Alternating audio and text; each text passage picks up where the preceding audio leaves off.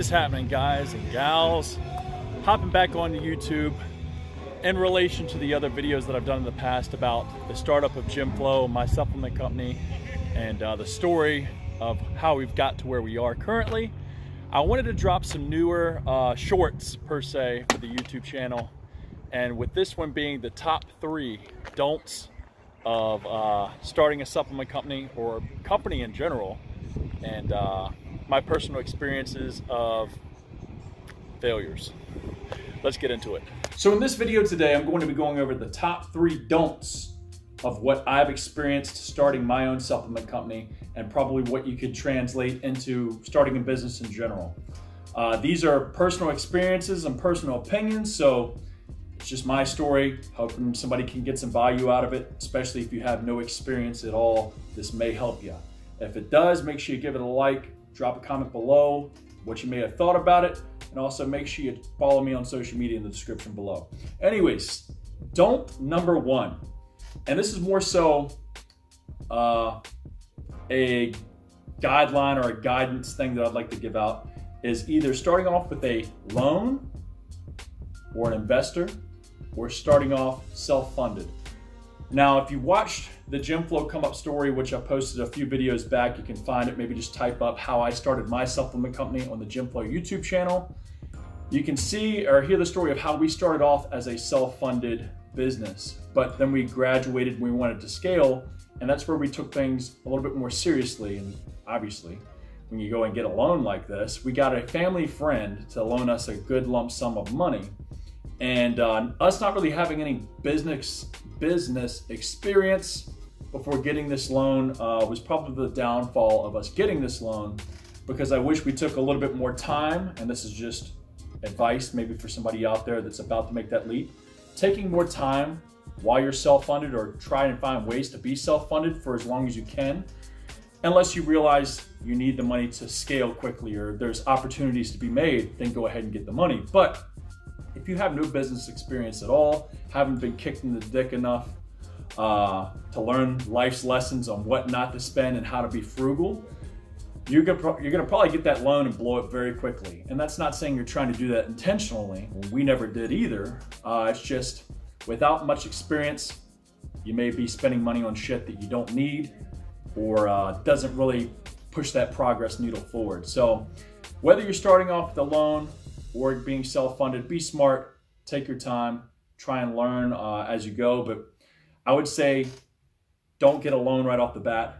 Try and find ways to either work a second job or a third job. Be self-funded as long as you can. If you see opportunities that pop up that need more money, go ahead and get that loan or get that investor. But for the time being, start off self-funded. You're gonna love that a whole lot more, being debt-free and learning along the way, so you aren't making those big mistakes 5 years down the road. Number 2, business partners. This probably should be number 1 almost, at least in my experience.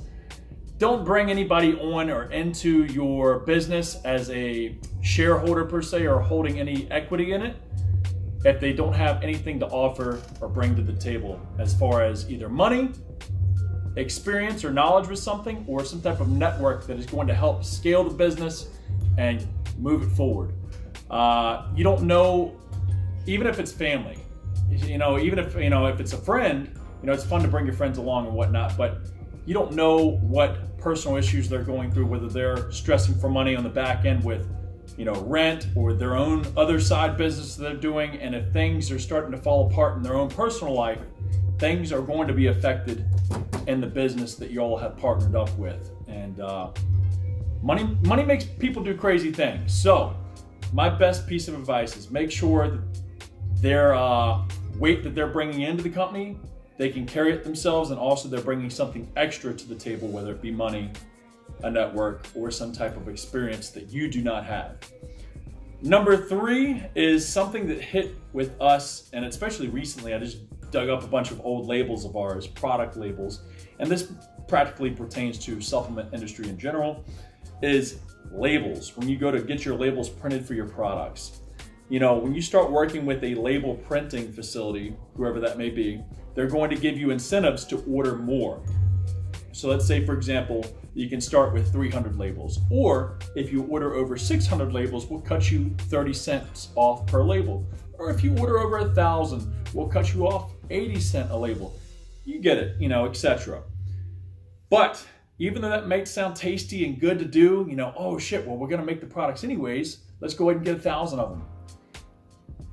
Once you jump into the supplement industry and you realize that the FDA makes up random rules or bans or warning lists on ingredients that you might have in your products, and once you have those labels printed and they decide to ban an ingredient or put it on a warning list, or your label becomes non-compliant for some reason, or it isn't compliant to begin with, and you have grammatical errors or whatever the case may be, and you realize that after the fact, you now have hundreds or thousands of dollars that is useless. You might as well throw it away. So we learned that the hard way with a ton of labels, over thousands. I don't even know the number. I just have a box that I keep seeing out the corner of my eye that we have literally thrown away from just being dumb, trying to order a bunch thinking we're gonna get ahead. In actuality, it put us behind. So when it comes to labels, especially when you're a startup company or even just a newer, smaller company, only order however much you need. I mean, it does save you if you can hit tiers and whatnot, but in the long run, we've been burnt multiple times on ordering a couple hundred extra, and next thing you know, the labels are useless for some reason, and you're out of money. And one thing I wanted to put into this video, and hopefully, and maybe drew you into it with the thumbnail, is I know I didn't mention it to begin with, but in our previous videos where I broke down how we started GymFlo, we did get a loan of $25,000, not initially to start it with our self-funded money, which was only a couple $100, but to scale it and take it to that next level seriously, a few years back, we got that loan of $25,000. And I will say, ballparking off the top of my head, from the beginning of that loan until now, we have lost over $25,000 or more in mistakes, bad decisions, failures, kicks in the dick.